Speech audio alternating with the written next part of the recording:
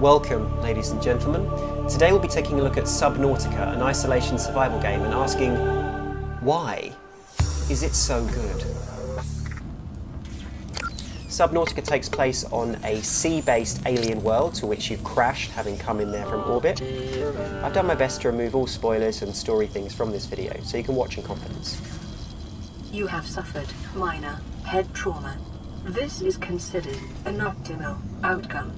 This PDA has now rebooted in emergency mode with one directive: to keep you alive on an alien world. Please refer to the databank for detailed survival advice. Good luck. Subnautica just oozes atmosphere. From the very beginning, when you're stuck here on this broken survival pod, and every little action you take, you're discovering something about the world you're in. It feels natural, immersive, and expansive. Your actions are the sort of actions you take to survive. The survival systems are just enough to keep you on your toes initially, and it's full of surprises.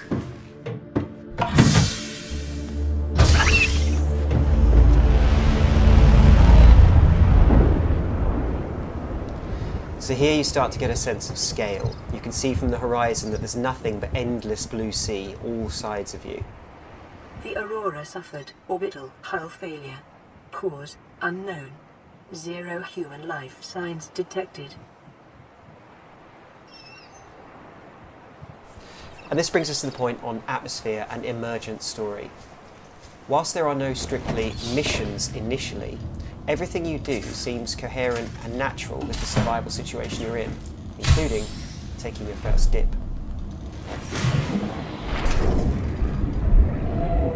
The audio, the visuals, everything about the immersion, pun not intended, into the oceans you swim in is absolutely perfect to give a real sense of the game's atmosphere and size and scope.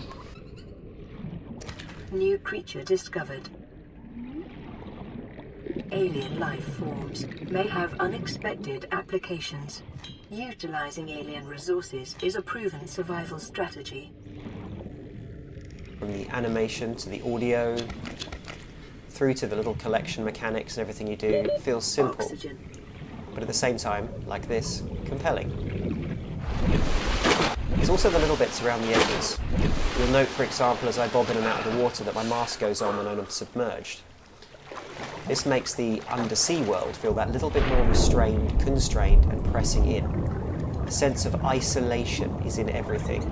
You're isolated from other people, you're isolated from the environment, and indeed, if you're not careful, you're going to be isolated from your survival. As with all really good sort of emergent storytelling games, the story's the one that you create. So you start exploring these little rocks, working out how it is you collect resources, looking at this quite beautiful little reef around you. The audio is particularly good in Subnautica. The undersea stuff really does feel like you've just put your head underneath the bath and gone for a very, very big swim. On top of that, all the little collection mechanics, etc., really help. You also get a sense of your own vulnerability. Whether it's getting trapped in little caves because you've gone in exploring, your constant need for oxygen, food and water. There's a real sense of danger, as well as wonder.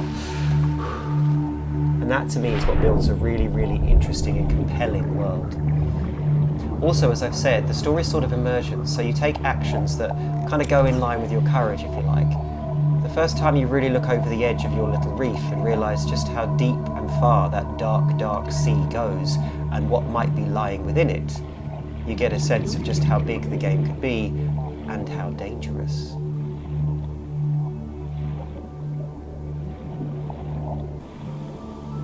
Subnautica, of course, is not perfect.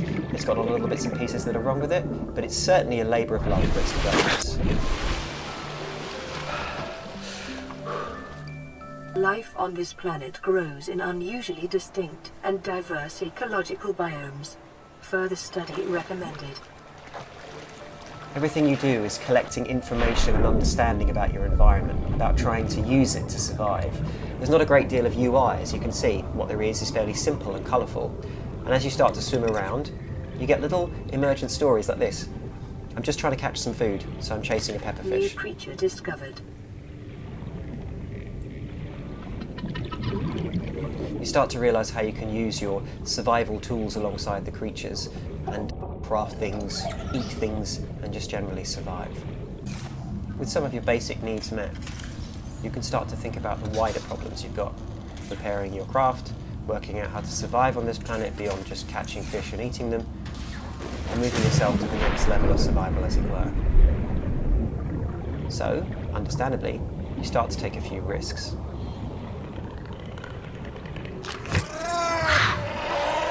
The local cave systems. Sulfur is an essential component of the repair tool. If, like me, you're a fan of those single-player games that give you a sense of story and isolation, then Subnautica is definitely something you want to look into.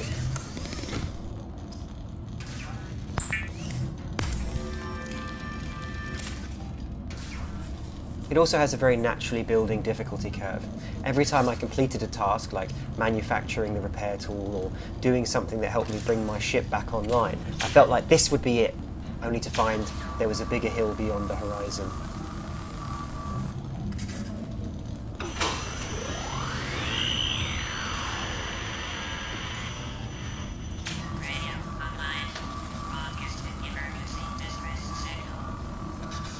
LifePod secondary systems online, running full environment diagnostic and outputting results to databank.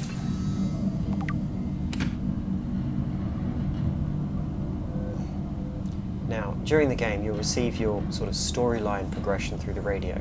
Obviously, I won't use that here, but it takes you on a number of interesting journeys and missions. Subnautica is also a game that keeps on giving, offering you backstory and lore in your environment throughout. Weapons were removed from standard survival blueprints following the massacre on Abraxas Prime. The knife remains the only exception. Just as you think you've mastered the idea, you take your first nighttime dip, and then the whole game's environment changes again. Now it feels really quite dangerous, but also quite special. Everything that illuminates itself at night, the plants, the fungi, the small shoals of fish, and a tiny little ring light and your knife are initially the only things you can use to guide yourself and orient yourself in an extremely alien world. Within an alien space, they've managed to make one half of the day feel alien.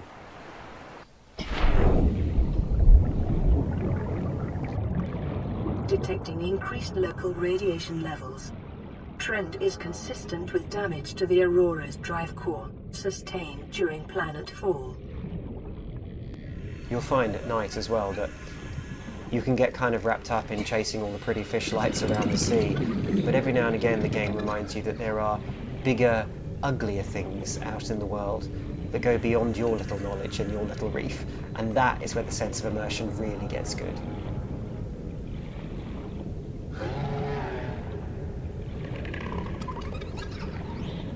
You find yourself, at least initially like me, waiting for dawn so that you can actually hunt what you need to hunt and gather what you need to gather.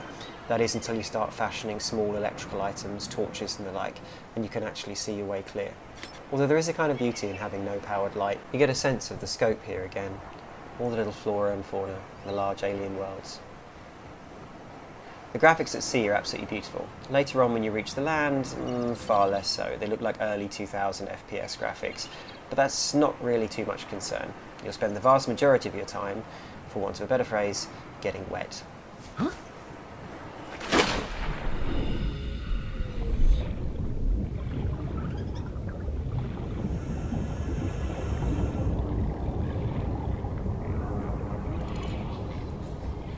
At times I found Subnautica oddly relaxing, like driving around GTA at night. When the sun starts to rise on that first day, and you realise you've been on this planet for its version of 24 hours, you start to see just how dynamic and different the game is.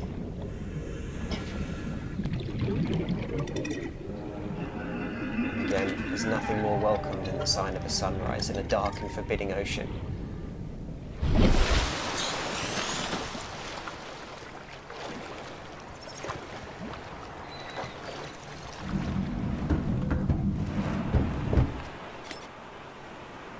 So there it is.